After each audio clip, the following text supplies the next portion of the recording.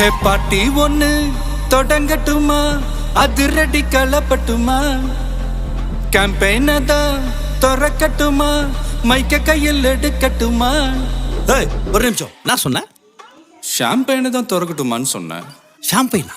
என் காதல் கேம்பெயின் கேட்டுது. டே மப்பிள் அப்படிதான்டா கேட்கும். கரெக்டாக கேளு. Start music.